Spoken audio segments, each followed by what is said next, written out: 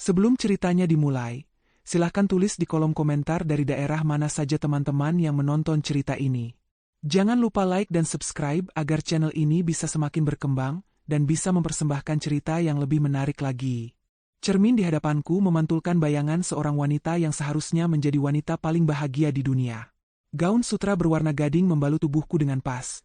Riasan wajahku dikerjakan oleh penata rias profesional, dan di leherku tergantung kalung berlian hadiah dari suamiku.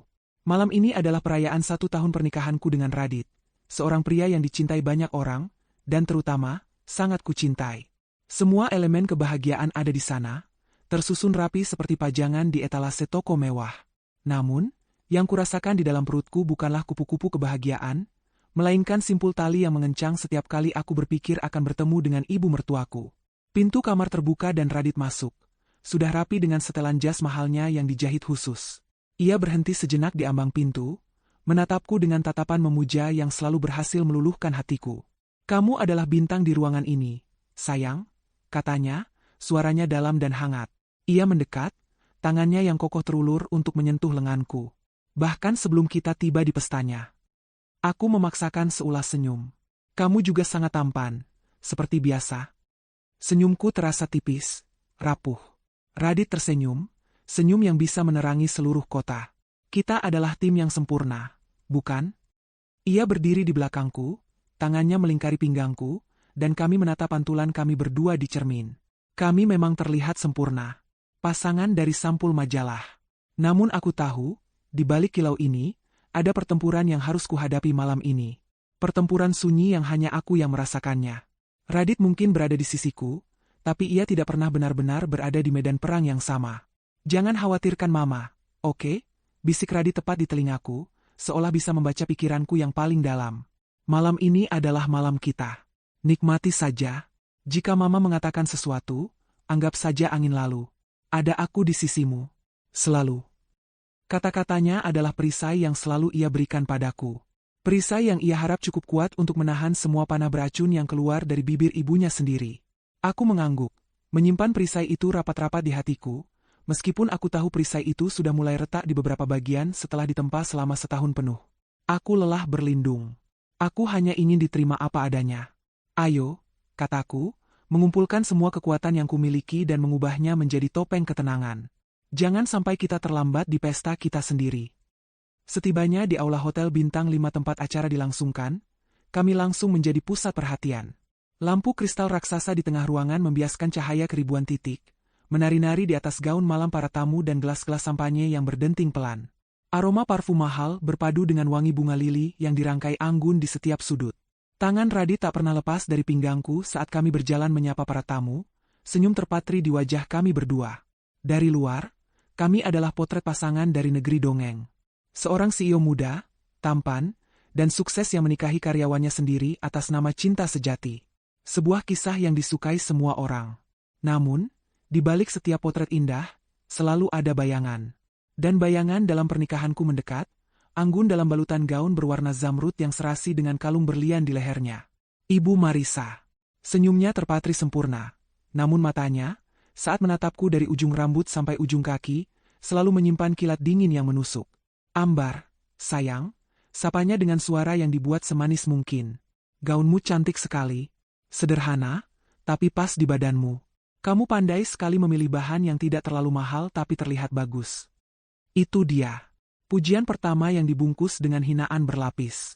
Aku merasakan genggaman tangan Radit di pinggangku sedikit mengerat, sebuah sinyal dukungan. Aku sudah terbiasa. "Terima kasih, Mama." Mama juga terlihat sangat menawan malam ini. Jawabku dengan nada setenang mungkin, seolah aku benar-benar menerima itu sebagai pujian. Ibu Marisa tertawa kecil, tawa yang terdengar seperti denting kaca retak. "Tentu saja. Gaun ini dirancang khusus oleh desainer dari Paris. Radit pasti sudah menceritakannya padamu." Ia kemudian menoleh pada seorang wanita di sebelahnya, istri dari salah satu investor penting. "Putraku, Radit, punya selera yang luar biasa. Dalam bisnis, dalam berpakaian, dalam segala hal. Meskipun kadang, hatinya yang terlalu baik membuatnya memilih sesuatu karena kasihan." Kata "kasihan" itu menggema di telingaku, membuat ruangan yang hangat terasa dingin. Aku melihat Radit langsung menyela, mencoba mengalihkan pembicaraan dengan tawa yang dipaksakan. Ah, Mama ini bisa saja. Aku memilih Ambar karena aku mencintainya, bukan karena alasan lain. Bukankah begitu, sayang? Radit menatapku, matanya memohon agar aku memainkan peran ini bersamanya. Aku mengangguk. Senyumku kini terasa seperti beban berat di wajahku. Sepanjang sisa malam itu, pola yang sama terus berulang. Saat kami berbincang dengan salah satu kolega Radit yang baru kembali dari liburan mewah di Swiss, Ibu Marisa ikut bergabung. Oh, kalian harus coba ke sana, Ambar. Pemandangannya luar biasa, kata sang kolega ramah. Sebelum aku sempat menjawab, Ibu Marisa menimpali dengan cepat, tentu saja mereka akan ke sana. Waktu itu Radit mengajak Ambar ke Maladewa saja, dia sudah sangat terkesan.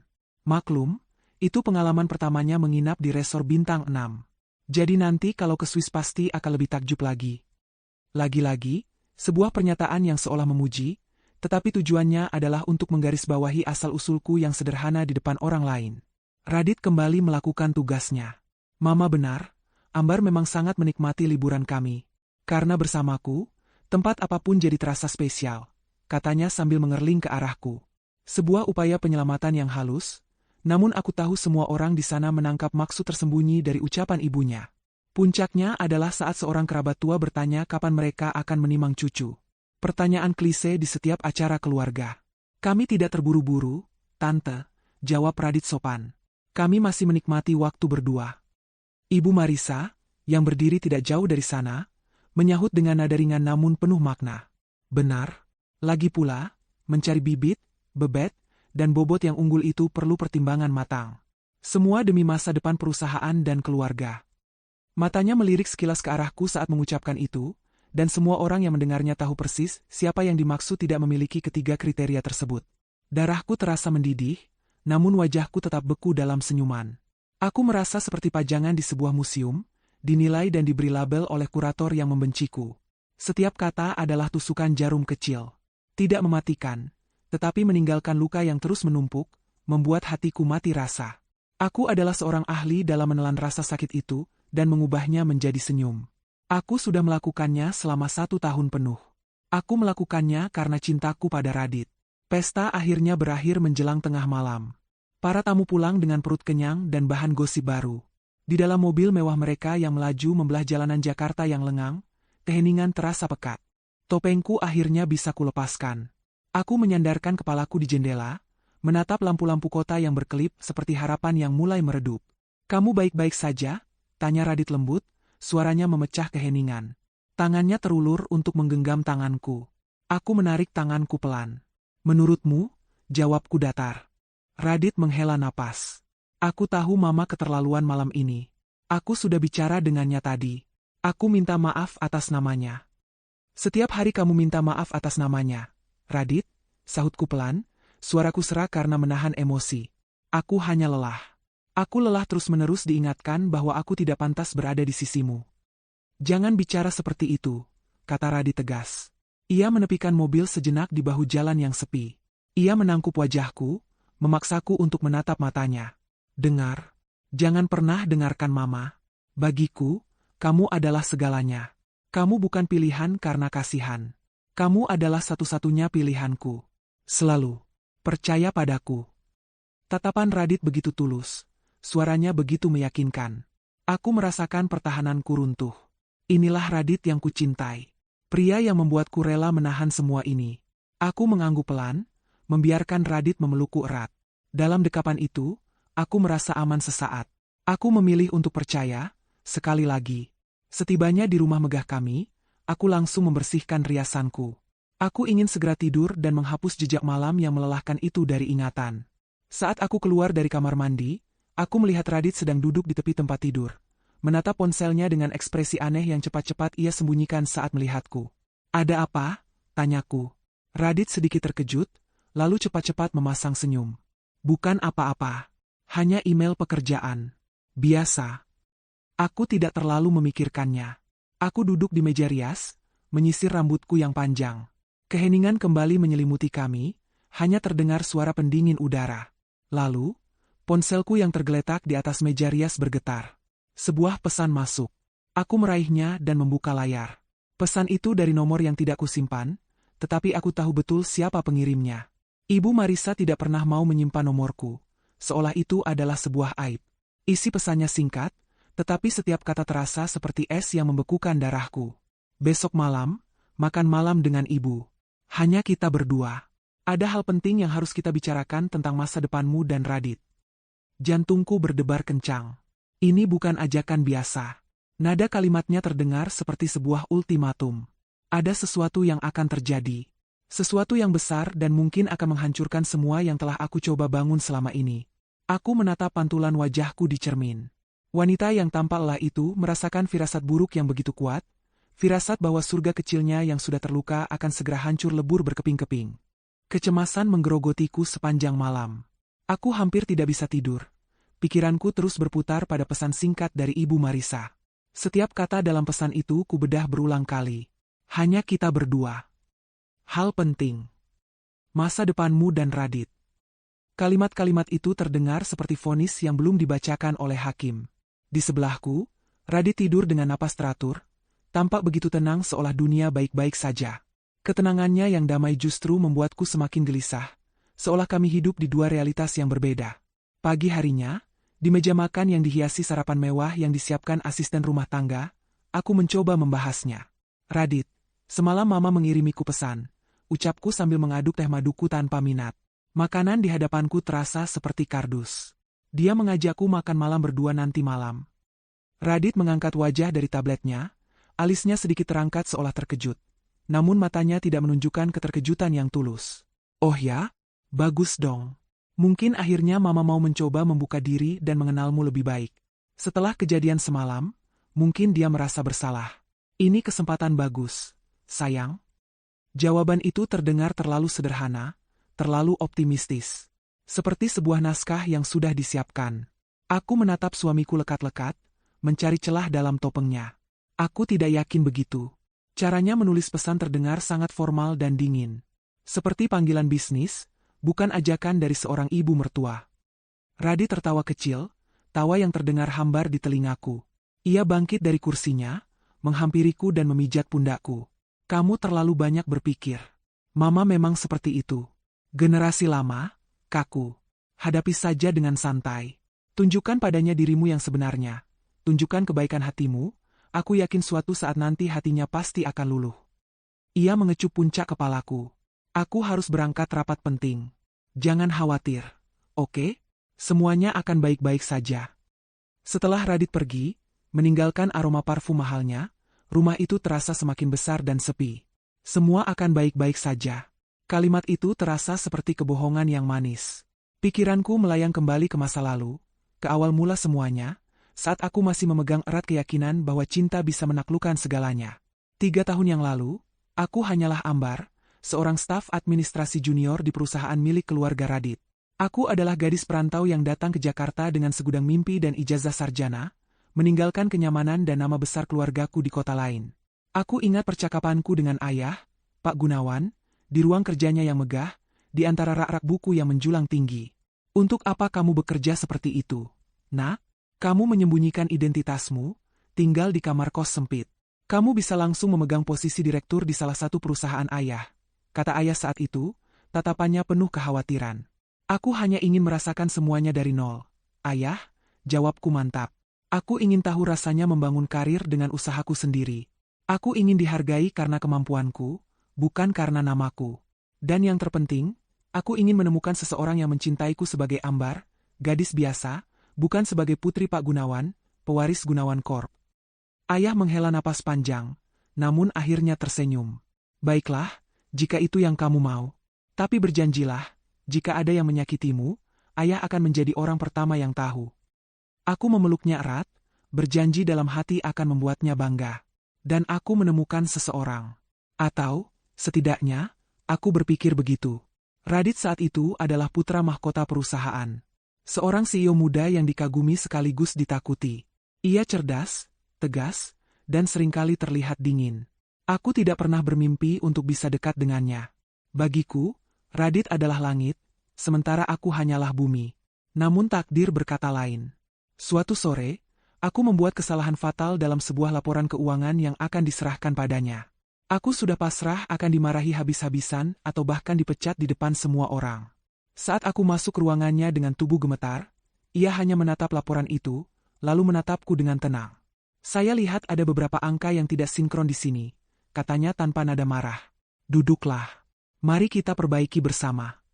Selama 1 jam berikutnya, ia dengan sabar membimbingku, menunjukkan kesalahanku tanpa sedikit pun merendahkan. Saat itulah aku melihat sisi lain dari Radit. Sisi yang hangat dan bijaksana. Sejak hari itu, kami mulai sering berinteraksi. Dimulai dari percakapan singkat di lift, makan siang yang tidak disengaja, di kantin, hingga akhirnya ia memberanikan diri mengajakku keluar. Kencan pertama kami bukan di restoran mewah seperti yang kubayangkan. Ia justru membawaku ke sebuah warung sate di pinggir jalan, tempat favoritnya sejak kuliah. Aku ingin kamu tahu diriku yang sebenarnya, Ambar.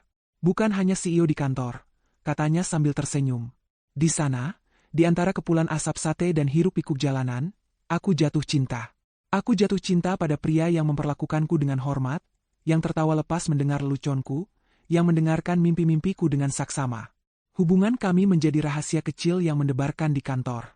Puncaknya, di sebuah bukit dengan pemandangan kelip lampu kota, ia melamarku. Aku tidak peduli kamu siapa dan dari mana asalmu, Ambar, katanya sambil berlutut, menyodorkan sebuah cincin. Yang aku tahu, aku ingin menghabiskan sisa hidupku bersamamu. Air mataku menetes. Aku merasa menjadi wanita paling beruntung. Ia mencintaiku, Ambar si gadis biasa. Aku berhasil. Aku mendapatkan cinta yang tulus. Saat itulah aku memberanikan diri untuk jujur, bahwa aku berasal dari keluarga yang cukup berada, meskipun aku tidak menyebutkan nama besar Gunawan Corp. Ia hanya tersenyum dan berkata, itu tidak mengubah apapun. Kenangan manis itu kini terasa seperti duri yang menusuk hatiku. Apakah semua itu nyata? Atau hanya bagian dari sebuah rencana besar? Aku tersadar dari lamunanku. Hari sudah sore. Aku harus bersiap. Aku membuka lemari pakaianku yang luas, penuh dengan gaun-gaun mahal pilihan Radit. Malam ini, aku tidak akan memakai gaun sederhana. Jika ini adalah sebuah pertempuran, aku harus memakai baju ziraku. Aku memilih sebuah gaun berwarna hitam pekat, elegan namun menunjukkan kekuatan. Saat aku sedang merias wajah, Radit pulang lebih awal.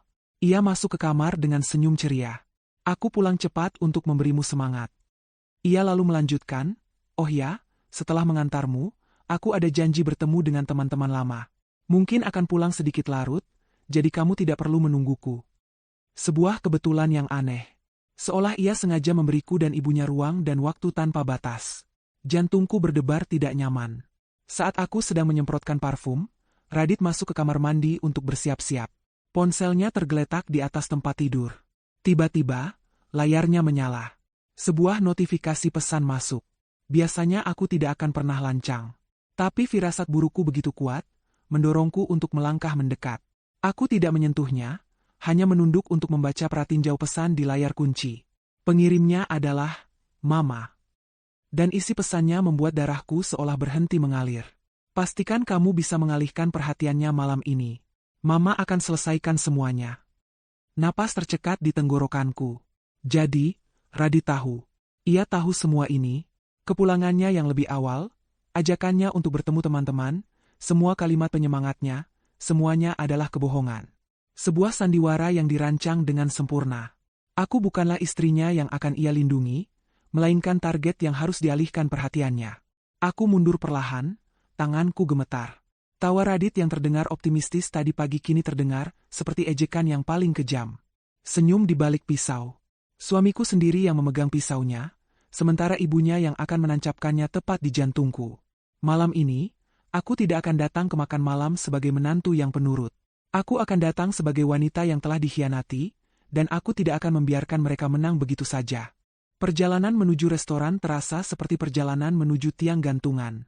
Radit duduk di belakang kemudi, jemarinya mengetuk-ngetuk setir mengikuti irama musik jazz lembut yang mengalun dari radio. Ia berusaha keras menciptakan suasana normal, suasana suami istri yang biasa. Ia bertanya tentang hariku, tentang buku yang sedang kubaca, tentang hal-hal sepele yang kini terdengar seperti suara bising di telingaku. Aku hanya menjawab dengan gumaman singkat. 1 kata.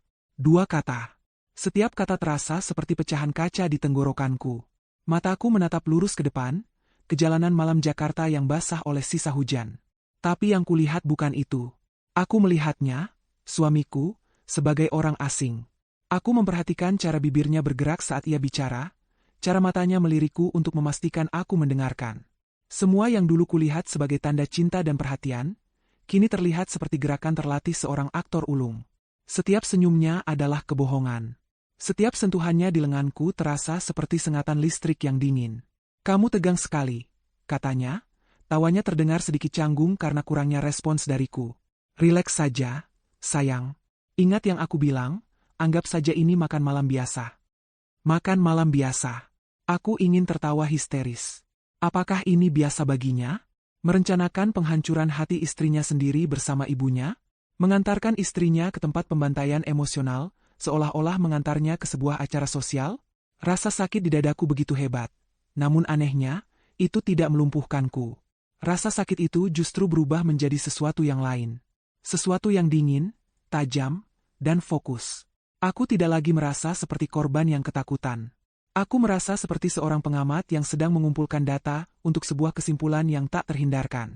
"Aku baik-baik saja," jawabku, suaraku terdengar datar bahkan di telingaku sendiri. Radit tampaknya merasakan perubahan itu. Ia tidak lagi mencoba berbasa-basi. Sisa perjalanan kami lalui dalam keheningan yang menyesakan, hanya diisi oleh alunan musik yang kini terdengar seperti lagu pemakaman. Restoran yang dipilih Ibu Marissa adalah salah satu yang paling mewah di ibu kota. Sebuah tempat di puncak gedung pencakar langit dengan pemandangan 360 derajat. Tempat di mana harga segelas air mineral bisa membayar makan untuk satu keluarga selama seminggu. Ini adalah sebuah pernyataan. Sebuah panggung yang sengaja ia siapkan untuk menunjukkan kekuasaannya, untuk mengingatkanku di mana posisiku seharusnya berada, jauh di bawahnya. Radit mengantarku sampai ke pintu sebuah ruang privat. Seorang pelayan membukakan pintu untuk kami. Di dalam, Ibu Marissa sudah duduk di salah satu sisi meja panjang yang bisa menampung 10 orang. Ia tampak seperti seorang ratu di singgasananya. Gaunnya yang berwarna merah marun memancarkan aura dominasi. "Nah, akhirnya menantu kesayanganku datang juga," sapanya, senyumnya tidak mencapai matanya. "Selamat malam, Ma," sapaku balik, nadaku sopan namun tanpa kehangatan. Radit mengecup pipiku, sebuah pertunjukan terakhir untuk malam ini. "Aku pergi dulu ya, sayang. Selamat menikmati makan malamnya dengan Mama," bisiknya. Kecupannya terasa seperti cap pengkhianatan di kulitku. Ia kemudian menoleh pada ibunya. "Ma, Radit titip ambar ya." "Tentu saja, Nak. Mama akan menjaganya dengan sangat baik," jawab Ibu Marissa. Ada makna tersembunyi dalam kalimat itu yang membuatku mual. Setelah Radit pergi dan pintu ruangan ditutup, hanya ada kami berdua. Keheningan yang tercipta terasa berat, penuh dengan permusuhan yang tak terucap. Ibu Marissa tidak membuang waktu. Ia memberi isyarat pada pelayan, memesan serangkaian hidangan mahal tanpa bertanya sedikit pun padaku. Foie gras, kaviar, steak wagyu. Makanan yang harganya selangit, seolah ingin menunjukkan betapa tidak berartinya uang baginya, dan betapa berharganya apa yang akan ia tawarkan. "Kamu tahu, Ambar," ia memulai pembicaraan setelah pelayan pergi, tangannya dengan anggun memutar-mutar gelas wine. "Pernikahan itu bukan hanya tentang cinta dua orang. Itu omong kosong yang ada di film-film murahan. Pernikahan, di level kita, adalah tentang penyatuan dua kekuatan. Dua keluarga. Dua warisan." Aku hanya diam, menatapnya dengan ekspresi yang sengaja kubuat kosong. Aku tidak akan memberinya kepuasan dengan menunjukkan emosi apapun. Ia melanjutkan, nadanya merendahkan. "Keluarga kami telah membangun kerajaan bisnis ini selama 3 generasi. Kami punya nama, kami punya status.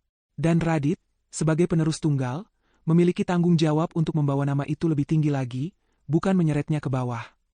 "Apa maksud Mama?" tanyaku, meskipun aku sudah tahu persis kemana arah pembicaraan ini. Ibu Marissa meletakkan gelasnya dengan sedikit hentakan. "Jangan pura-pura bodoh. Kamu gadis yang cerdas, aku akui itu. Tapi kecerdasanmu tidak cukup untuk menutupi asal-usulmu. Kamu tidak membawa apa-apa ke dalam keluarga ini.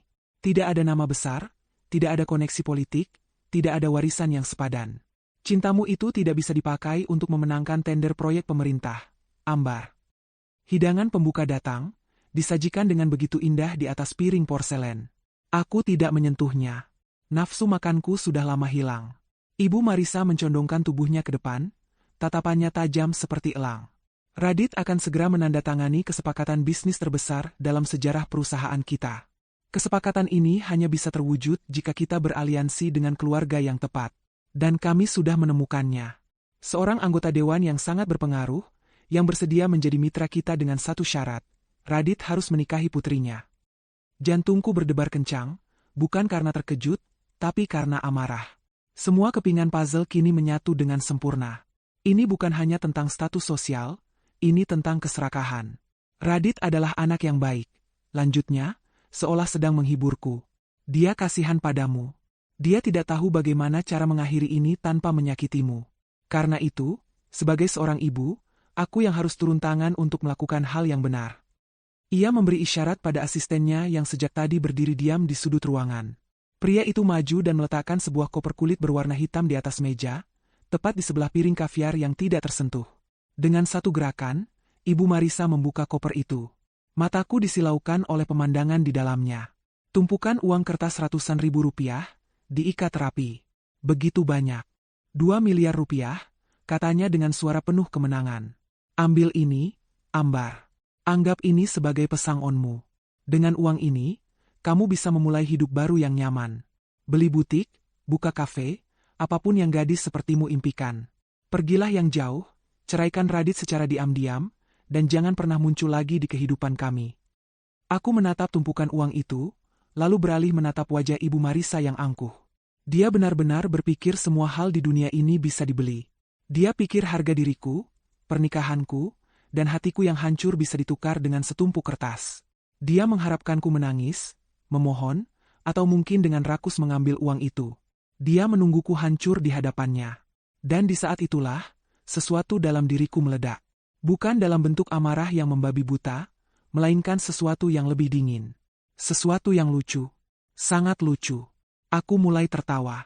Awalnya hanya tawa kecil, tetapi kemudian menjadi tawa yang lepas dan keras. Tawa yang menggema di ruangan privat yang kedap suara itu. Wajah kemenangan Ibu Marisa langsung berubah menjadi kebingungan, lalu kemarahan. Apa yang kamu tertawakan? Apa kamu sudah gila?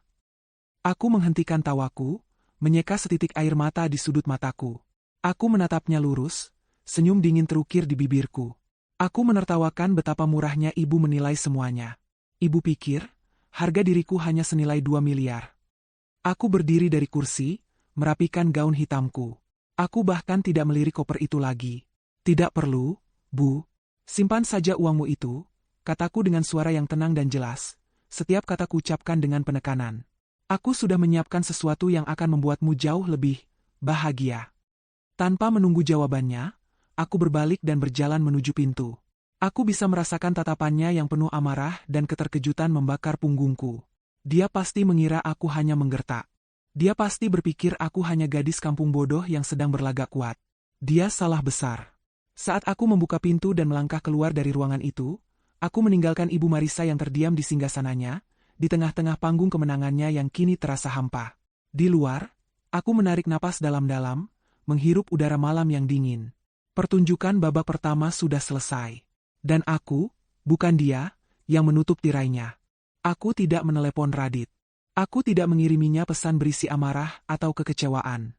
Aku hanya mengeluarkan ponselku, membuka aplikasi taksi online, dan memesan satu untuk pulang. Tindakan sederhana itu terasa seperti sebuah deklarasi kemerdekaan. Aku tidak akan lagi bergantung padanya, bahkan untuk hal sepele seperti tumpangan pulang. Aku akan berdiri di atas kakiku sendiri mulai dari detik ini. Selama menunggu di lobi hotel yang mewah, di antara tatapan ingin tahu beberapa orang, aku berhasil menjaga wajahku tetap tenang dan dingin. Namun, begitu aku masuk ke dalam taksi dan pintu mobil tertutup, pertahananku runtuh. Tidak ada isak tangis yang keras, hanya air mata yang mengalir tanpa henti di pipiku. Air mata untuk Ambar si gadis naif yang pernah percaya pada dongeng cinta. Air mata untuk pernikahan 1 tahun yang ternyata dibangun di atas pondasi kebohongan. Sopir taksi yang baik hati itu sepertinya menyadari kesedihanku.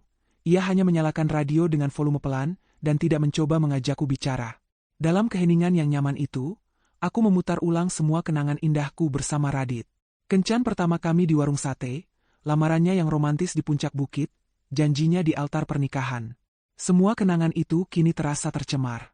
Setiap kata manisnya, setiap pelukannya, setiap tatapan cintanya, Semuanya kini terlihat seperti bagian dari sebuah penipuan yang terencana.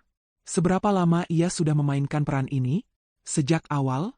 Ataukah ia benar-benar pernah mencintaiku, sebelum keserakahan keluarganya menelannya bulat-bulat? Pertanyaan-pertanyaan itu menyiksaku. Rasa sakit karena pengkhianatan Radit jauh lebih dalam dan lebih tajam daripada semua hinaan yang pernah dilontarkan Ibu Marissa. Ibu Marissa adalah musuh yang menyatakan perang secara terbuka. Tapi Radit, dia adalah sekutu yang menusukku dari belakang saat aku sedang tidak waspada. Setibanya di apartemen, aku membayar taksi dan melangkah masuk ke dalam lobi. Rumah yang biasanya terasa hangat dan nyaman kini terasa seperti sebuah sangkar emas yang dingin dan asing. Aku masuk ke dalam unit kami yang luas, menyalakan lampu, dan keheningan menyambutku. Radit belum pulang. Tentu saja. Dia sedang memainkan perannya sebagai pria yang sedang bersenang-senang dengan teman-temannya, memberikan alibi yang sempurna untuk dirinya sendiri. Kesendirian itu memberiku waktu untuk berpikir jernih. Air mataku mulai mengering, digantikan oleh kobaran api amarah yang dingin. Aku berjalan ke bar mini dan menuang segelas air putih, tanganku masih sedikit gemetar. Aku tahu apa yang baru saja kudengar dan lihat. Pesan di ponsel Radit adalah bukti niatnya. Tapi aku juga tahu, dalam dunia orang-orang seperti mereka, bukti seperti itu sangat mudah disangkal. Itu hanya salah paham.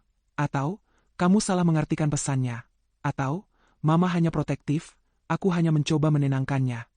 Radit adalah seorang pembohong yang lihai, ia pasti sudah menyiapkan 1001 alasan. Jika aku ingin menghancurkan mereka, seperti mereka mencoba menghancurkanku, aku butuh lebih dari sekadar firasat atau sepotong pratinjau pesan. Aku butuh bukti yang tak terbantahkan.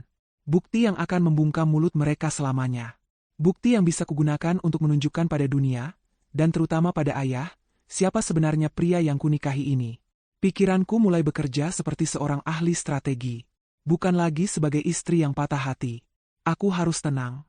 Aku harus sabar. Aku harus bertindak seolah tidak ada yang terjadi. Aku harus membuatnya merasa aman, membuatnya lengah. Aku segera menghapus sisa-sisa air mataku, berganti pakaian dengan piyama sutra yang nyaman, dan membaringkan diri di tempat tidur. Aku mematikan lampu di sisiku, memunggungi sisi tempat tidur Radit yang masih kosong, dan mengatur napasku agar terdengar seperti orang yang sudah tertidur pulas. Ini adalah bagian tersulit. Berbaring di ranjang pernikahan kami, menunggu kepulangan sang pengkhianat, dan berpura-pura tidur. Setiap menit terasa seperti 1 jam. Suara detak jam di dinding terdengar seperti hitungan mundur menuju konfrontasi yang tak terlihat. Sekitar pukul 1 dini hari, aku mendengar suara pintu depan terbuka dan tertutup pelan. Langkah kakinya terdengar ringan di atas lantai marmer. Ia pasti berusaha untuk tidak membangunkanku. Pintu kamar tidur terbuka dengan derit yang sangat pelan. Aku merasakan sisi lain tempat tidur sedikit melesak turun saat ia duduk di tepinya. Aku bisa merasakan kehadirannya di belakangku, mencium aroma samar alkohol dan parfumnya. Maafkan aku, sayang, bisiknya sangat pelan, mengira aku sudah tidur. Aku tahu malam ini pasti berat untukmu. Sabar sedikit lagi, ya. Semuanya akan baik-baik saja. Kalimat itu. Kalimat laknat yang sama. Mendengarnya sekarang, setelah aku tahu semua kebusukannya, terasa seperti belati yang diputar di dalam lukaku. Aku harus mengerahkan seluruh kekuatanku untuk tidak melompat dari tempat tidur dan memakinya. Aku tetap diam, napasku tetap teratur. Setelah beberapa saat, ia bangkit, pergi ke kamar mandi, dan kemudian kembali berbaring di sampingku, menjaga jarak. Tak lama kemudian, aku mendengar dengkuran halusnya. Ia tertidur. Lelah setelah seharian penuh bekerja keras, memainkan perannya sebagai suami yang sempurna. Sekarang giliranku. Aku menunggu selama setengah jam lagi untuk memastikan ia benar-benar tertidur lelap. Kemudian, dengan gerakan yang sangat pelan dan hati-hati, aku menyibakkan selimut. Aku turun dari tempat tidur tanpa menimbulkan suara sedikit pun. Kakiku yang telanjang terasa dingin di lantai. Targetku adalah ruang kerjanya. Tempat di mana ia menyimpan semua rahasianya. Dengan jantung berdebar kencang, aku berjalan mengendap-endap melintasi apartemen yang gelap. Setiap bayangan tampak seperti monster. Setiap suara kecil dari jalanan terdengar seperti alarm. Aku masuk ruang kerjanya dan menutup pintu dengan sangat pelan. Hanya diterangi oleh cahaya bulan yang masuk dari jendela besar, aku mulai mencari.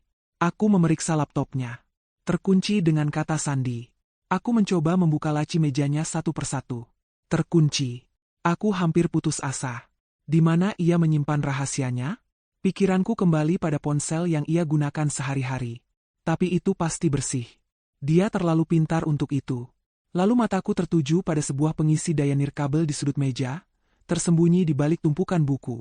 Tidak ada ponsel di atasnya. Tapi untuk apa ada pengisi daya jika tidak ada ponselnya? Aku mulai memeriksa laci-laci kecil di lemari buku. Dan di sanalah aku menemukannya. Di balik setumpuk dokumen lama, ada sebuah laci yang tidak terkunci. Di dalamnya, tergeletak sebuah ponsel lain. Ponsel yang belum pernah kulihat sebelumnya. Warnanya hitam, modelnya berbeda dari yang biasa ia pakai. Ponsel rahasianya. Tanganku gemetar saat mengambilnya. Aku menekan tombol daya. Layarnya menyala, meminta kata sandi. Aku menarik napas, mencoba berpikir seperti dia. Apa kata sandi yang akan ia gunakan untuk ponsel rahasianya? Bukan tanggal lahirku. Bukan tanggal pernikahan kami. Mungkin sesuatu yang berhubungan dengan bisnis? Atau sesuatu yang berhubungan dengan ambisinya. Aku mencoba memasukkan tanggal ulang tahun ibunya. Gagal. Aku mencoba kombinasi angka lain. Gagal. Lalu sebuah ide terlintas di benakku. Sebuah tanggal yang pernah ia sebutkan dengan penuh semangat. Tanggal saat ayahnya mendirikan perusahaan ini. Sebuah tanggal yang melambangkan warisan dan tahta yang sangat ia dambakan. Aku memasukkan 8 digit angka itu. Klik. Layar terbuka. Jantungku serasa mau copot. Aku berhasil. Dengan cepat, aku membuka aplikasi pesan. Di sana, ada percakapan panjang dengan Mama, jauh lebih detail dan kejam dari yang bisa kubayangkan. Tapi bukan itu yang paling mengejutkan. Aku membuka galeri, dan menemukan sebuah folder tersembunyi. Namanya, Rekaman. Dengan tangan gemetar, aku membuka folder itu. Ada puluhan file audio di dalamnya. Sebagian besar diberi nama dengan tanggal. Aku mencari rekaman dari beberapa hari terakhir. Aku menemukan satu yang diberi label, Diskusi Final, Mama. Aku melihat sekeliling, menemukan headphone mahal milik Radit tergeletak di meja. Aku menyambungkannya ke ponsel rahasia itu, memakainya, dan menekan tombol putar. Keheningan di telingaku pecah oleh suara yang paling kukenal. Suara suamiku, Radit, jernih dan tajam. Tenang, Ma. Dia hanya gadis kampung biasa, gertakannya kosong. Dia akan segera lelah dan menerima uang itu. Pernikahanku dengan putri Pak Anggota DPR itu akan melancarkan semua proyek kita. Sedikit lagi, Ma. Sabar. Duniaku runtuh untuk kedua kalinya malam itu. Tapi kali ini, tidak ada air mata. Yang ada hanyalah keheningan yang mematikan di dalam kepalaku, dan suara pengkhianatan yang paling menyakitkan terus berputar di telingaku. Aku memiliki buktiku. Dan sekarang, aku akan merencanakan pembalasanku. Aku duduk di lantai ruang kerja yang dingin itu selama beberapa waktu, headphone masih menempel di telingaku. Suara Radit yang penuh pengkhianatan itu terus berputar dalam rekamannya, menimpa suara dengkurannya yang samar-samar terdengar dari kamar tidur. Setiap kata adalah paku yang ditancapkan ke peti mati cinta kami. Gadis kampung biasa. Gertakannya kosong. Sabar sedikit lagi, Ma. Dunia tidak runtuh dengan ledakan dahsyat, melainkan dengan bisikan kejam dari orang yang paling kupercaya. Tidak ada air mata. Aku sudah melewati tahap itu. Yang kurasakan adalah sebuah kejelasan yang mengerikan, seolah-olah kabut tebal yang menyelimuti hidupku selama setahun terakhir tiba-tiba tersingkap. Semua keraguan, semua harapan kecil bahwa aku salah paham, semuanya lenyap. Yang tersisa hanyalah kebenaran yang telanjang dan buruk rupa. Suamiku tidak mencintaiku. Ia tidak pernah benar-benar mencintaiku. Aku adalah sebuah proyek, sebuah drama yang harus ia selesaikan, sebuah batu loncatan sementara sebelum ia mendapatkan apa yang benar-benar ia inginkan. Getaran di tanganku berhenti, digantikan oleh ketenangan yang dingin. Aku bukan lagi korban dalam cerita ini. Aku adalah hakimnya. Pikiran pertamaku adalah kepraktisan. Bukti ini adalah senjataku. Aku tidak bisa hanya menyimpannya di ponsel ini. Dengan gerakan cepat dan efisien, aku membuka aplikasi email di ponsel rahasia itu. Aku membuat alamat email baru yang acak, lalu melampirkan 3 rekaman audio paling memberatkan dan 20 tangkapan layar percakapan antara Radit dan ibunya. Aku mengirim email itu ke alamat email pribadiku yang lain, yang sangat aman dan tidak pernah kuungkapkan pada siapapun, bahkan Radit. Setelah memastikan email terkirim, aku menghapus email yang baru kubuat dari folder terkirim, menghapus jejaknya dari ponsel itu. Kemudian, dengan ketelitian seorang ahli forensik, aku mengembalikan semuanya seperti semula. Aku menutup semua aplikasi, membersihkan riwayat, dan mematikan ponsel itu. Aku meletakkannya kembali di dalam laci tersembunyi, di balik tumpukan dokumen lama. Aku menutup laci itu tanpa suara. Headphone ku kembalikan ke tempatnya di atas meja. Aku melihat sekeliling ruangan sekali lagi, memastikan tidak ada satu barang pun yang bergeser. Tidak ada jejak. Aku kembali ke kamar tidur, bergerak sepelan bayangan. Radit masih tertidur lelap, wajahnya tampak damai dalam tidurnya. Wajah seorang malaikat yang menyimpan jiwa iblis. Aku berbaring kembali di sisiku, menarik selimut hingga ke leher. Berbaring di sebelahnya kini terasa seperti berbagi ranjang dengan seekor ular berbisa. Aku memejamkan mata, namun tidur tidak kunjung datang. Pikiranku bekerja dengan kecepatan tinggi, menyusun rencana, langkah demi langkah, seperti seorang grandmaster catur yang merencanakan skakmat dalam 10 langkah ke depan. Aku memikirkan ayah. Aku ingat janjiku padanya.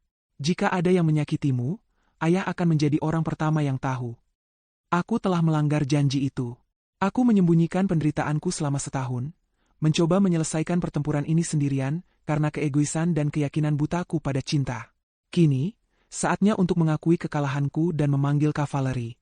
Saat fajar pertama menyingsing, mewarnai langit Jakarta dengan semburat jingga, aku sudah mengambil keputusan. Matahari yang terbit hari ini bukan hanya menandai hari baru, tetapi juga menandai fajar dari sebuah pembalasan. Pagi harinya adalah sebuah pertunjukan sandiwara yang luar biasa.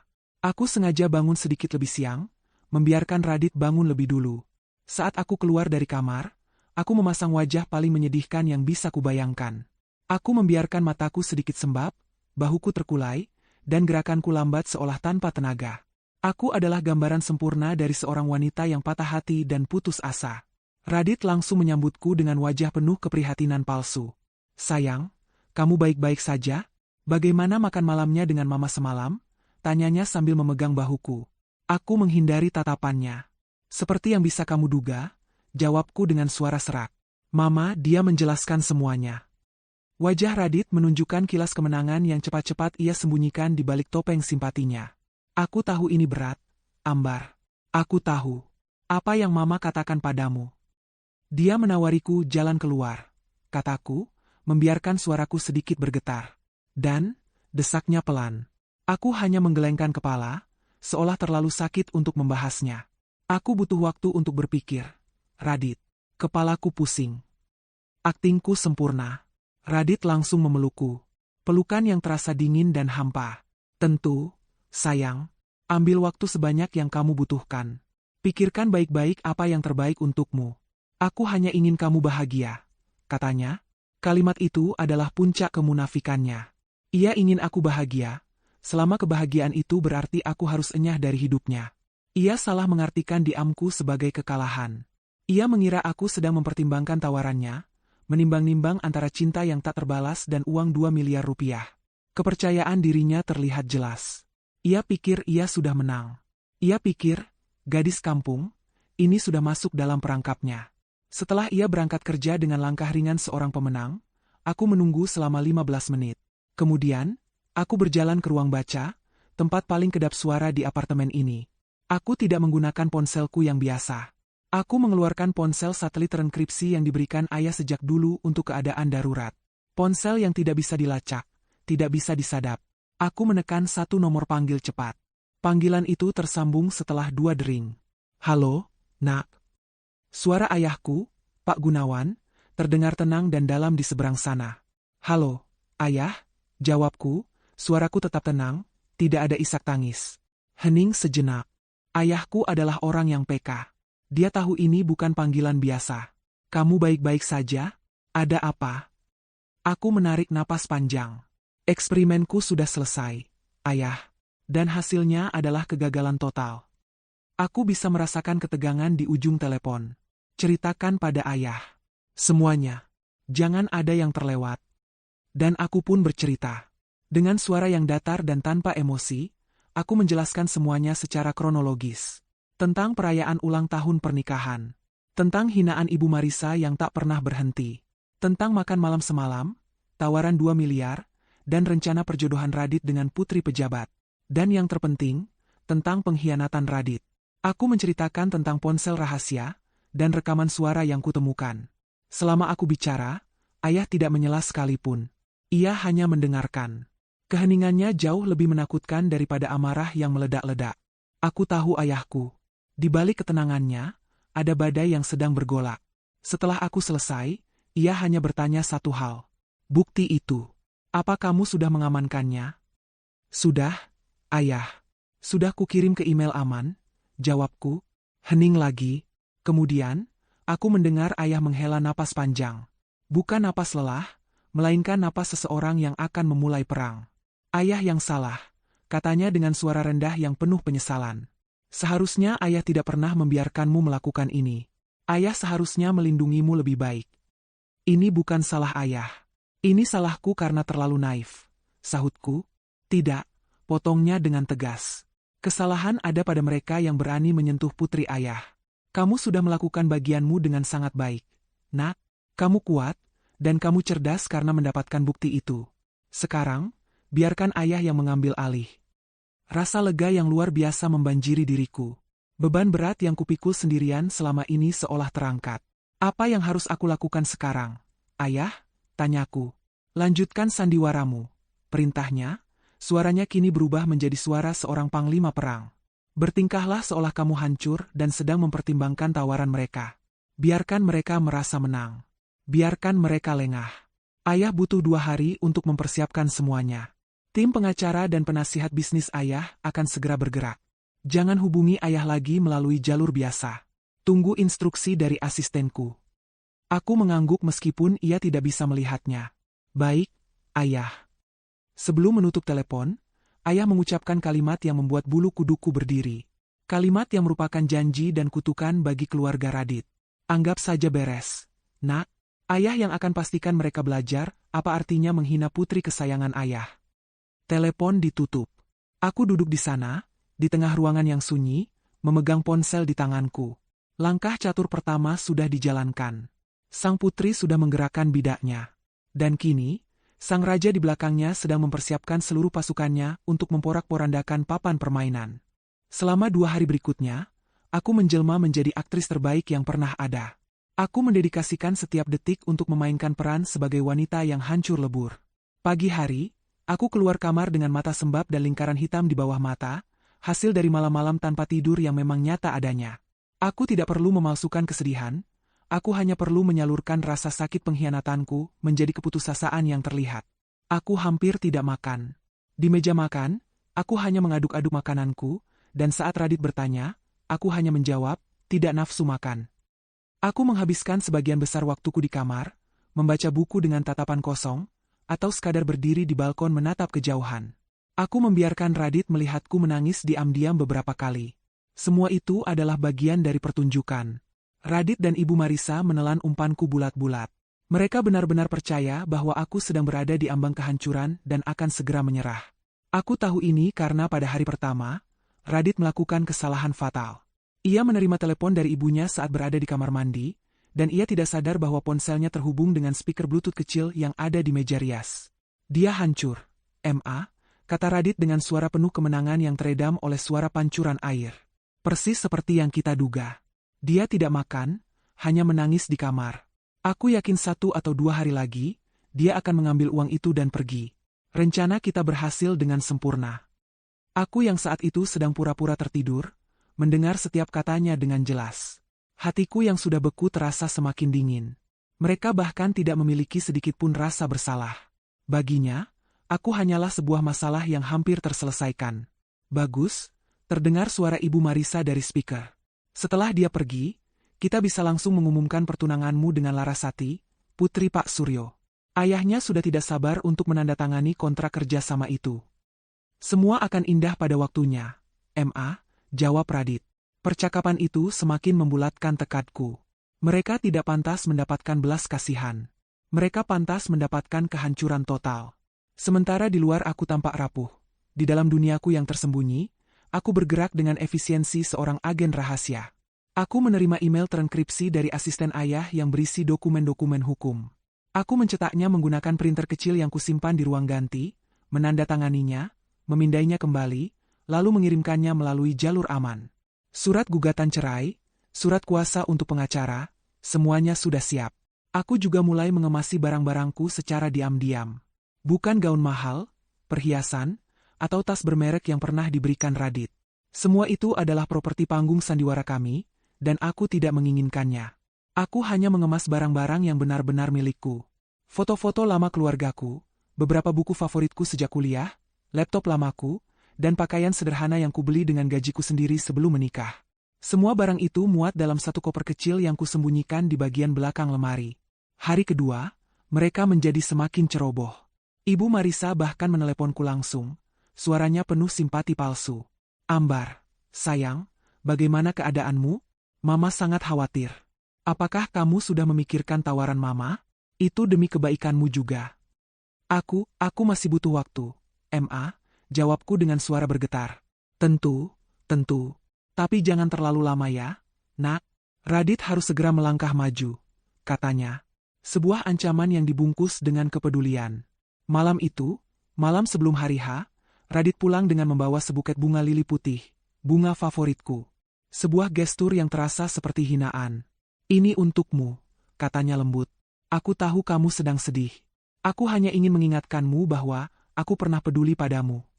Kata-katanya yang menggunakan bentuk lampau, "pernah peduli," adalah pengakuan yang paling jujur darinya. Aku menerima bunga itu, mengucapkan terima kasih dengan suara lirih, dan meletakkannya di vas.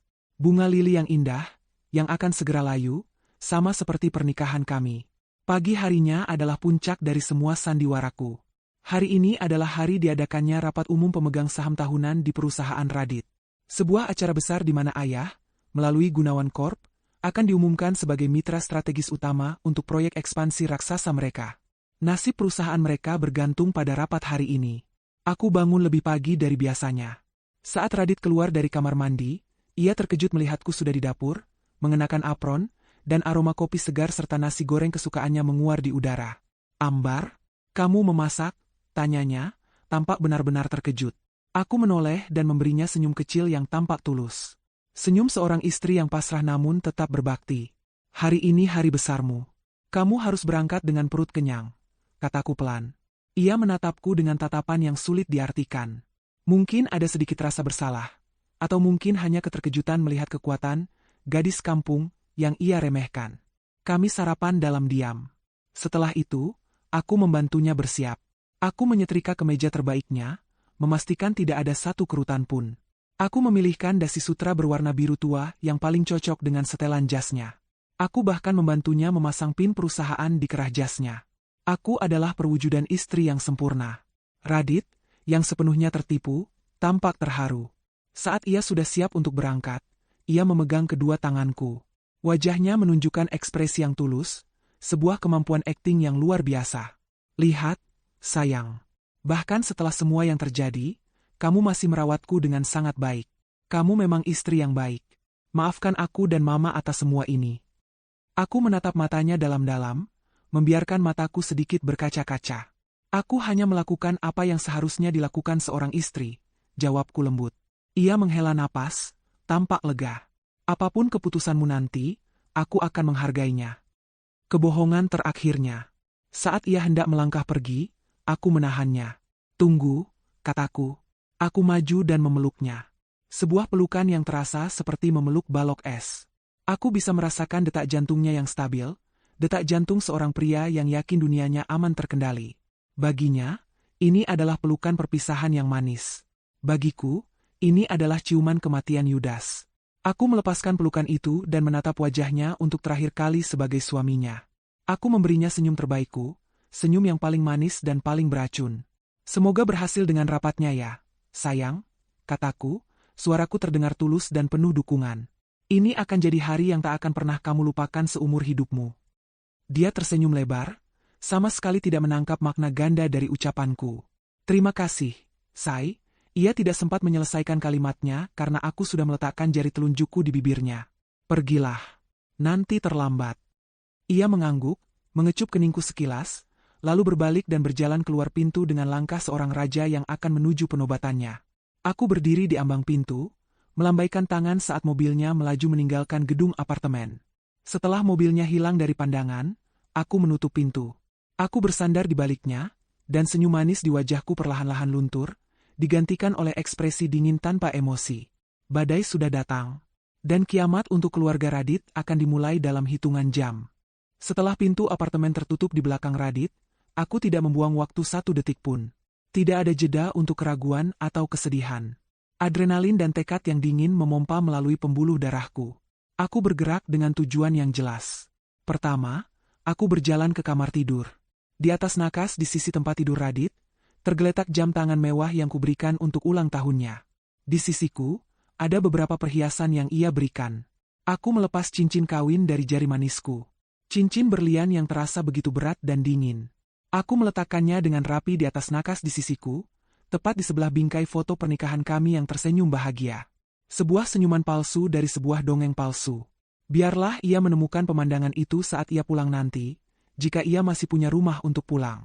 Aku menyeret keluar koper kecil yang sudah kusiapkan dari balik lemari. Isinya hanya barang-barang yang menjadi milikku sebelum aku menjadi Nyonya Ambar, istri Radit. Tidak ada satupun jejak dari kehidupanku selama setahun terakhir yang kubawa. Aku ingin memulai kembali dengan bersih, tanpa beban dari masa lalu yang beracun ini. Aku berganti pakaian, mengenakan blus sederhana dan celana panjang yang nyaman. Pakaian Ambar yang sesungguhnya. Aku berjalan melintasi apartemen itu untuk terakhir kalinya. Mataku memindai setiap sudut. Ruang tamu yang luas tempat kami pernah tertawa menonton film. Dapur modern tempat aku belajar memasak makanan kesukaannya. Balkon tempat ia pertama kali mengatakan, "Aku cinta kamu," setelah kami menikah. Semua tempat itu kini terasa seperti lokasi syuting sebuah film yang sudah selesai diproduksi. Semuanya hanyalah properti, set yang akan segera dibongkar. Tidak ada rasa sentimental, tidak ada penyesalan. Yang ada hanyalah kelegaan. Ponselku bergetar. Sebuah pesan dari nomor tak dikenal. Kami sudah menunggu di lobi B. Itu adalah sinyalnya. Tanpa menoleh ke belakang, aku membuka pintu, melangkah keluar, dan menutupnya dengan pelan. Menutup satu bab dalam hidupku untuk selamanya. Sebuah mobil sedan hitam tanpa tanda pengenal sudah menungguku.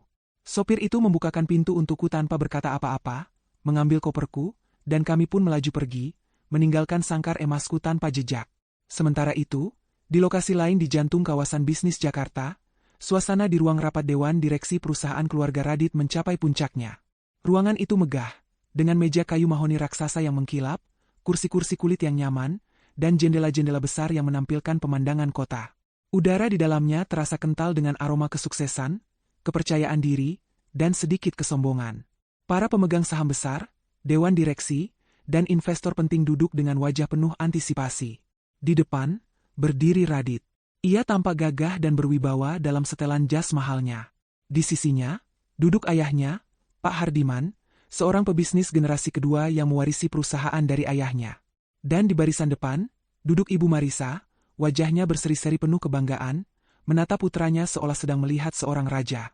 Ia merasa semua pengorbanan dan rencananya yang brilian akan segera terbayar lunas. Kehadirannya di sana adalah simbol kekuatan keluarga di balik perusahaan. Radit memulai presentasinya dengan penuh karisma. Suaranya mantap, gerak tubuhnya meyakinkan. Di layar proyektor raksasa di belakangnya, muncul slide-slide yang mengesankan. Grafik pertumbuhan, angka-angka profit, dan proyeksi masa depan yang tampak begitu cerah. Puncak presentasinya adalah pengungkapan Proyek Nusantara, sebuah rencana ekspansi masif untuk membangun jaringan manufaktur dan distribusi baru di beberapa kota besar di Indonesia. Proyek ini akan melipat gandakan nilai perusahaan dalam 5 tahun ke depan. Tentu saja, kata Radit, senyum percaya diri tersungging di bibirnya, sebuah proyek dengan skala sebesar ini membutuhkan fondasi yang kokoh. Fondasi itu bukan hanya modal, tetapi juga kemitraan strategis yang solid. Dan dengan bangga saya umumkan, fondasi itu telah kita amankan. Ia menekan tombol di remotenya. Di layar, muncul logo dua perusahaan yang saling bertaut. Logo perusahaannya dan logo Gunawan Corp. Nama besar yang sangat dihormati di dunia bisnis. Seperti yang Anda semua tahu, lanjut Pak Hardiman mengambil alih, Gunawan Corp bukanlah pemain sembarangan. Mereka adalah raksasa industri yang dipimpin oleh seorang legenda, Pak Gunawan. Beliau dikenal dengan integritasnya yang tak tergoyahkan dan ketajaman bisnisnya yang luar biasa. Fakta bahwa beliau setuju untuk menjalin kemitraan jangka panjang dengan kita adalah bukti kepercayaan tertinggi terhadap masa depan perusahaan kita. Para pemegang saham bertepuk tangan meriah. Bisik-bisik kekaguman terdengar di seluruh ruangan. Dengan dukungan Gunawan Corp, proyek Nusantara bukan lagi sekadar mimpi, melainkan sebuah kepastian. Ibu Marisa menatap beberapa kolega sosialitanya dengan senyum penuh kemenangan. Inilah puncaknya. Inilah bukti bahwa keputusannya untuk menyingkirkan Ambar dan merangkul keluarga pejabat adalah langkah yang tepat demi kejayaan keluarganya. Kontrak kerjasama ini, Radit kembali bicara, akan menjadi tulang punggung finansial dan operasional kita untuk dekade mendatang. Ini adalah era baru bagi kita semua. Tepuk tangan kembali membahana. Radit membungkuk sedikit, menyerap semua pujian dan kekaguman itu. Ia melirik ibunya dan memberinya kedipan mata penuh arti. Semuanya berjalan sesuai rencana. Namun, tepat saat Radit hendak mengucapkan kalimat penutupnya, pintu ruang rapat di bagian belakang terbuka pelan. Bukan dibuka oleh pelayan yang membawa kopi, melainkan oleh seorang staf dari divisi hukum mereka. Wajahnya pucat pasi dan dahinya berkeringat. Ia berjalan cepat, setengah berlari, menghampiri kepala penasihat hukum perusahaan yang duduk di dekat Pak Hardiman. Ia membisikkan sesuatu dengan suara yang sangat panik. Pak Hardiman menatap interupsi itu dengan kening berkerut, tampak kesal. Ada apa ini? Tidak bisakah menunggu sampai rapat selesai? Tegurnya dengan suara rendah. Penasihat hukum itu tidak menjawab. Wajahnya yang biasanya tenang kini tampak seperti baru saja melihat hantu. Ia menatap layar tablet di tangannya dengan ngeri, lalu dengan tangan gemetar, ia menyodorkannya kepada Pak Hardiman. Pak, Bapak harus lihat ini, baru saja masuk. Dengan gerak kesal, Pak Hardiman merebut tablet itu. Radit dan Ibu Marisa menatap dengan penasaran. Para pemegang saham mulai berbisik-bisik, merasakan ada sesuatu yang tidak beres. Pak Hardiman menatap layar tablet. Alisnya yang tebal bertaut. Ia membaca kalimat pertama, lalu kedua. Matanya membelalak. Warna perlahan-lahan surut dari wajahnya, meninggalkannya pucat seperti mayat. Tangannya mulai gemetar, membuat tablet itu nyaris jatuh. Radit, yang merasakan firasat buruk, mendekat. Ada apa, Pak? Pak Hardiman tidak mampu bicara. Ia hanya menunjuk layar dengan jari gemetar. Radit menunduk untuk membaca. Di layar, terpampang sebuah email resmi. Kop suratnya sangat jelas, Gunawan Corp. Subjek email itu ditulis dengan huruf kapital tebal berwarna merah, seolah ditulis dengan darah. Pemberitahuan pemutusan kontrak kerjasama secara sepihak. Berlaku efektif saat ini juga.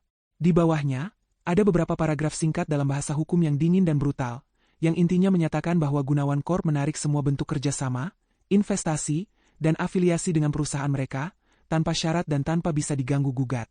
Napas Radit tercekat. Tidak mungkin, desisnya. Ini pasti salah. Ini hoaks. Seseorang mencoba menyabotase kita. Kepanikan mulai menjalari ruangan. Para pemegang saham yang tadinya bersorak-sorai kini berdiri, wajah mereka penuh kebingungan dan ketakutan. Tepuk tangan meriah telah digantikan oleh dengungan cemas. Kerajaan kertas yang baru saja mereka bangun dengan megah dalam presentasi itu, kini mulai terbakar dari fondasinya. Mimpi indah itu berubah menjadi mimpi buruk hanya dalam hitungan detik. Dan ini, barulah permulaannya. Ketenangan di ruang rapat itu pecah menjadi kekacauan. Pak Hardiman, yang sudah mendapatkan kembali suaranya, membanting tablet itu ke meja.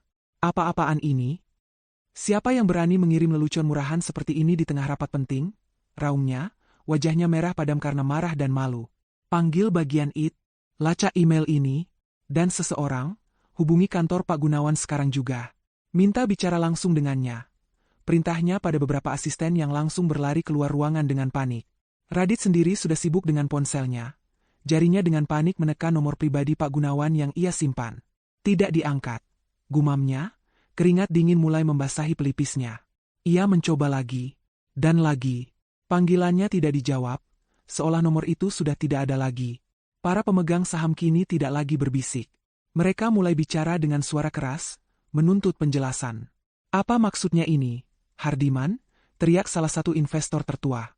Anda bilang kontraknya sudah diamankan. Seluruh proyek ini bergantung pada mereka. Ibu Marisa duduk membeku di kursinya. Senyum kemenangan di wajahnya telah luntur, digantikan oleh ekspresi bingung dan cemas. Ia menatap putranya, lalu suaminya, mencari jawaban yang tidak mereka miliki. Seluruh skenario indah yang telah ia rancang di kepalanya mulai retak. Di tengah pandemonium itu, pintu utama ruang rapat yang terbuat dari kayu jati itu, terbuka lebar dengan dorongan kuat dari luar. Semua orang menoleh serempak. Keributan langsung mereda, tergantikan oleh keheningan yang tegang. Di ambang pintu, berdiri Pak Gunawan. Ia tidak sendirian. Di kedua sisinya berdiri dua pria berbadan tegap dengan setelan jas hitam, yang satu adalah kepala tim hukumnya, yang satu lagi adalah kepala keamanannya.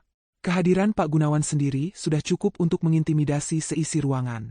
Ia adalah legenda hidup di dunia bisnis. Wajahnya yang keras dan tatapannya yang tajam, memancarkan aura kekuasaan mutlak, yang membuat Pak Hardiman terlihat seperti pengusaha kecil. Ia melangkah masuk dengan langkah mantap, sepatunya yang mengkilap tidak menimbulkan suara di atas karpet tebal. Ruangan yang tadinya riuh kini senyap, semua mata tertuju padanya. Pak Hardiman dan Radit adalah yang pertama pulih dari keterkejutan. Mereka bergegas menghampiri, wajah mereka dipenuhi kepanikan dan harapan. "Pak Gunawan, syukurlah Anda datang," seru Pak Hardiman. "Pasti ada salah paham yang mengerikan. Email itu pasti kerjaan orang iseng, kan?" Pak Gunawan berhenti di tengah ruangan. Ia bahkan tidak menoleh pada Pak Hardiman. Ia menatap lurus ke depan, ke arah para pemegang saham yang menahan napas. Suaranya, ketika ia bicara, tidak keras, namun bergema di seluruh penjuru ruangan, memotong udara seperti pisau. Tidak ada salah paham. Dua kata itu menghantam mereka seperti bogem mentah. Radit terhuyung mundur selangkah. "Tapi kenapa? Proyek ini, kesepakatan kita." Akhirnya, Pak Gunawan menoleh, tatapan dinginnya pertama kali jatuh pada Radit, lalu beralih ke Ibu Marisa. "Gunawan Corp," katanya dengan penekanan di setiap kata, "dibangun di atas dua pilar, integritas dan kehormatan. Kami tidak akan pernah, dan tidak akan mau, berafiliasi dengan perusahaan yang dipimpin oleh keluarga yang tidak memiliki keduanya." Wajah Radit dan kedua orang tuanya memucat. "Integritas? Kehormatan? Apa maksud Anda?" tanya Radit, suaranya bergetar. "Kami tidak melakukan kesalahan apapun." Pak Gunawan tertawa kecil. Tawa yang sama sekali tidak terdengar lucu. Terdengar menghina. "Oh, benarkah? Tanyakan pada diri Anda sendiri, Radit. Tanyakan pada ibumu. Tanyakan bagaimana cara kalian memperlakukan anggota keluarga kalian sendiri. Tanyakan apa yang kalian tawarkan pada menantu perempuanmu semalam di restoran. Jika ada jarum yang jatuh, suaranya pasti akan terdengar." Pernyataan itu adalah bom yang meledak di tengah keheningan. Radit membeku, wajahnya menunjukkan kengerian saat ia menyadari semuanya. Ibu Marisa terkesiap, tangannya menutup mulutnya, matanya membelalak tak percaya. Bagaimana Pak Gunawan bisa tahu? Dan saat mereka masih linglung dalam keterkejutan, pintu utama kembali terbuka untuk ketiga kalinya, dan yang terakhir. Aku melangkah masuk. Semua kepala menoleh ke arahku. Aku bisa merasakan tatapan mereka, penuh kebingungan. Mereka melihatku, tetapi mereka tidak mengenaliku. Aku bukan lagi Ambar, menantu sederhana yang selalu menunduk. Hari ini, aku memakai setelan blazer berwarna biru navy yang dirancang khusus, sepatu hak tinggi yang kokoh, dan rambutku ditata rapi ke belakang. Riasanku tajam dan profesional. Aku berjalan melewati barisan kursi para pemegang saham, melewati Radit, Ibu Marisa, dan Pak Hardiman yang menatapku seolah aku adalah hantu. Aku berjalan dengan dagu terangkat, dan berhenti tepat di samping ayahku. Aku menatap lurus ke arah tiga orang yang telah menghancurkan hatiku. Tidak ada kebencian di mataku. Hanya ada kekosongan yang dingin. "Perkenalkan," kataku, suaraku tenang namun cukup keras untuk didengar semua orang. "Saya Ambar Gunawan, putri tunggal dari Pak Gunawan, pemilik Gunawan Corp." Sebuah desahan kolektif terdengar di seluruh ruangan. Rahang-rahang terjatuh. Ibu Marisa terhuyung dan jatuh kembali ke kursinya. Wajahnya pucat pasi seperti kertas. Radit menatapku, lalu ke Pak Gunawan, lalu kembali padaku. Otaknya seolah tidak mampu memproses informasi yang baru saja ia terima. Gadis kampung biasa, yang ia hina ternyata adalah putri dari orang yang paling ia puja di dunia bisnis. Sang pewaris tahta dari kerajaan yang ingin ia jadikan mitra. Gadis yang kalian hina dan coba singkirkan. Lanjutku, suaraku tetap stabil, adalah kunci dari masa depan yang baru saja kalian presentasikan dengan begitu bangga. Saat itu juga, seorang pria berpenampilan resmi masuk ruangan. Ia adalah kurir dari pengadilan agama. Ia berjalan lurus ke arah Radit yang masih mematung, dan menyerahkan sebuah amplop coklat. "Dan ini," kataku saat Radit menerima amplop itu dengan tangan gemetar, "adalah pemutusan hubungan pribadi kita. Sesuai dengan permintaanmu dan ibumu, aku menceraikanmu." Aku menoleh pada ayahku, yang menatapku dengan sorot mata penuh kebanggaan. "Ayah, urusan kita di sini sudah selesai." Ayah mengangguk. "Ayo pulang, Nak." Kami berbalik. Tanpa menoleh ke belakang, kami berjalan keluar dari ruang rapat itu. Kami meninggalkan di belakang kami sebuah kerajaan yang runtuh, sebuah keluarga yang hancur, dan impian-impian yang berubah menjadi debu. Saat pintu tertutup di belakang kami, aku bisa mendengar suara teriakan pertama dari para pemegang saham yang marah, menandai dimulainya akhir dari segalanya bagi keluarga Radit. Pembalasanku baru saja dimulai. Dunia bisnis Jakarta bergerak secepat kilat, dan berita buruk melaju lebih cepat dari semuanya. Dalam waktu kurang dari 1 jam setelah kami meninggalkan ruang rapat itu, badai media menerjang. Portal-portal berita online berlomba-lomba menaikkan judul utama yang sensasional. Kemitraan raksasa batal di tengah RUPS. Saham anjlok 80%. Judul lainnya lebih menusuk. Skandal keluarga Hardiman terungkap. Menantu yang dihina ternyata pewaris tunggal Gunawan Corp. Cerita itu memiliki semua elemen yang disukai publik. Drama keluarga, pengkhianatan, dan pembalasan dendam yang epik. Wawancara singkat dari beberapa pemegang saham yang keluar dari rapat dengan wajah murka menjadi viral.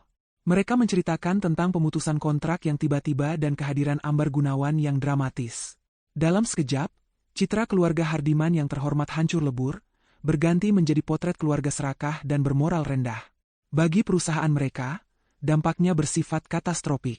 Kejatuhan harga saham hanyalah permulaan. Begitu berita tersebar, para bankir yang selama ini memuja mereka kini menelepon tanpa henti. Dengan batalnya kemitraan dengan Gunawan Corp, semua jaminan untuk pimpin raksasa yang mereka ambil untuk proyek Nusantara menjadi batal demi hukum.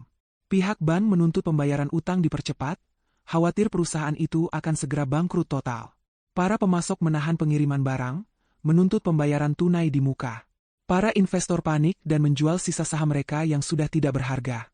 Kerajaan bisnis yang mereka bangun selama 3 generasi, runtuh dalam waktu kurang dari 24 jam.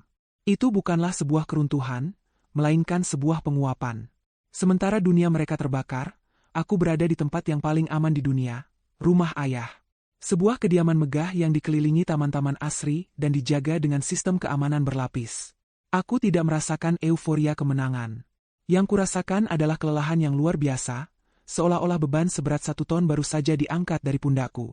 Aku duduk bersama ayah di ruang kerjanya, menonton berita yang menampilkan wajah-wajah panik Radit dan ayahnya saat dikerubungi wartawan di lobi kantor mereka. Ayah mematikan televisi. "Cukup," katanya lembut. "Kamu tidak perlu melihat ini lagi." Ia menatapku, sorot matanya yang biasanya setajam elang kini melembut. "Kamu melakukannya dengan sangat baik hari ini, Nak. Kamu tegar dan berani. Ayah sangat bangga padamu." Aku menyandarkan kepalaku di bahunya yang tegap. "Terima kasih, Ayah. Terima kasih karena sudah percaya padaku." "Seharusnya ayah yang berterima kasih," sahutnya. "Kamu telah mengingatkan ayah tentang apa yang paling penting. Bukan perusahaan, bukan uang, tapi keluarga." 2 hari kemudian, saat aku sedang menikmati teh pagiku di teras belakang yang menghadap ke taman, kepala keamanan rumah datang menghampiri ayah. "Maaf, Pak," katanya dengan hormat. "Ada Tuan Radit dan Nyonya Marisa di gerbang depan.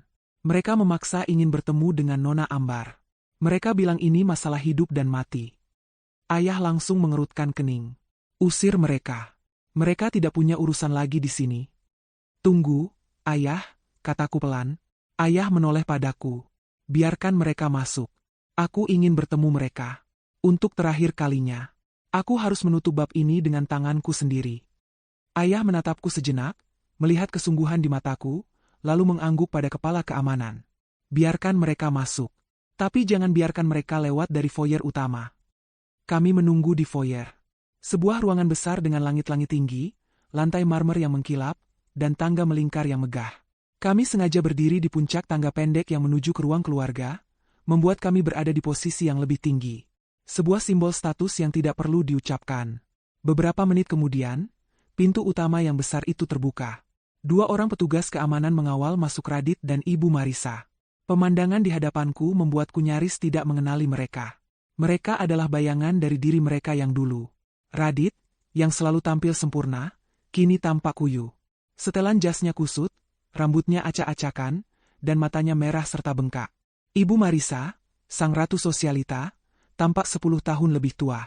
Gaun mahalnya terlihat lusuh, riasannya luntur karena air mata, dan keangkuhan yang selalu terpancar dari wajahnya kini hilang sama sekali, digantikan oleh keputusasaan yang menyedihkan. Begitu melihatku, mereka seolah lupa cara berjalan.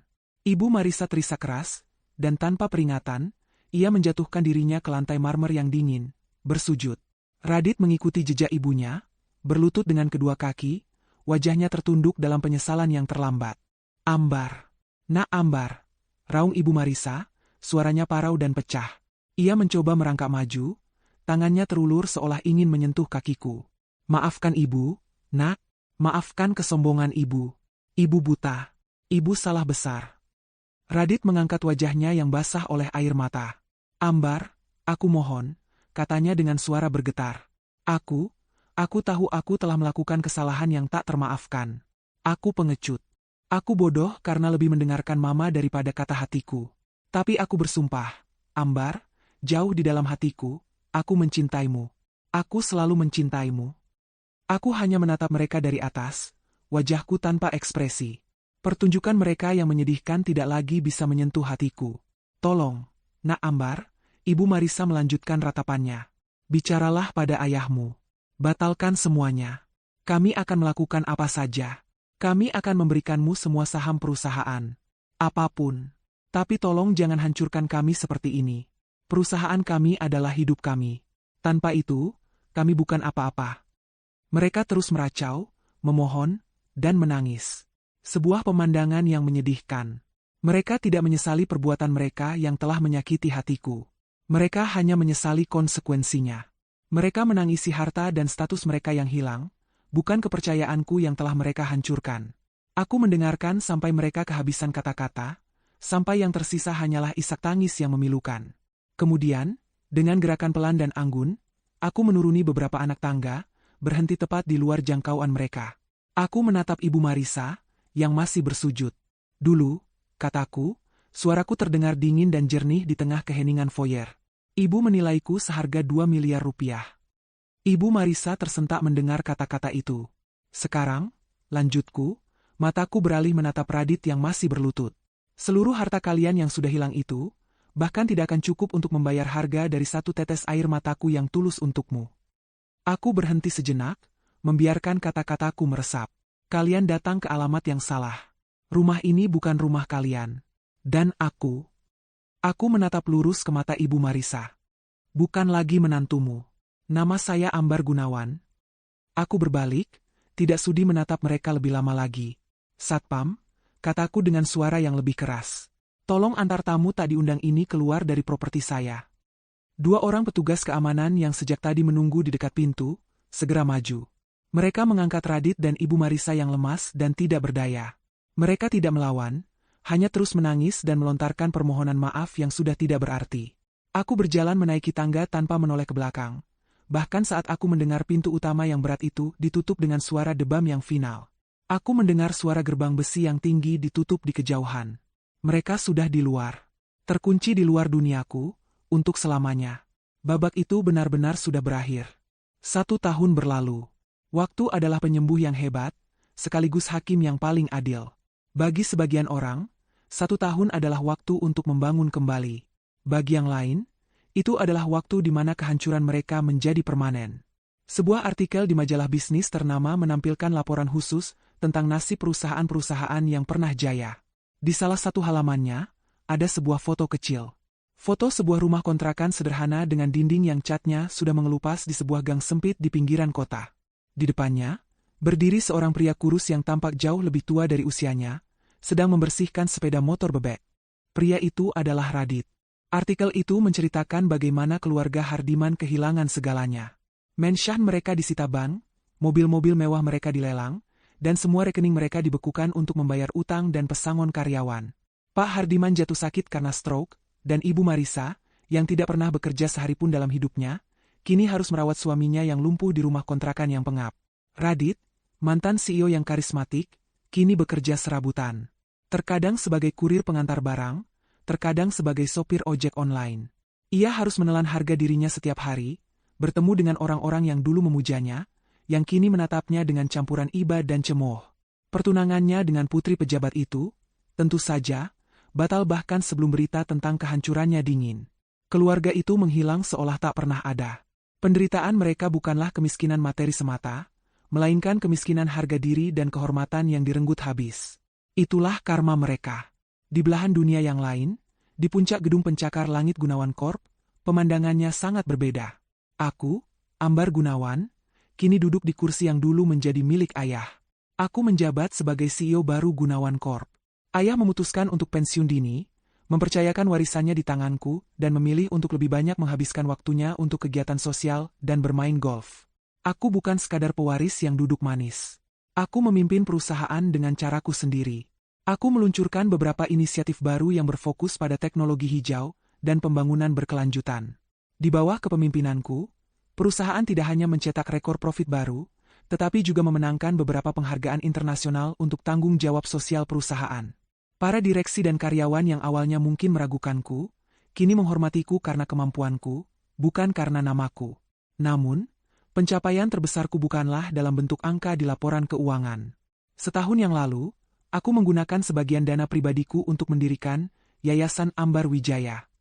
Sebuah yayasan yang didedikasikan untuk membantu para perempuan korban kekerasan domestik dan pelecehan emosional.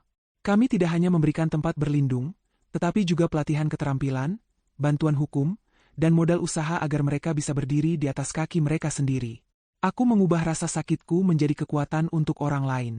Aku memastikan tidak ada lagi gadis kampung biasa yang bisa diremehkan dan dihancurkan oleh orang-orang seperti Ibu Marisa. Sore itu, aku berdiri di depan jendela raksasa di ruang kerjaku, memandang matahari terbenam yang mewarnai langit Jakarta dengan palet warna yang indah.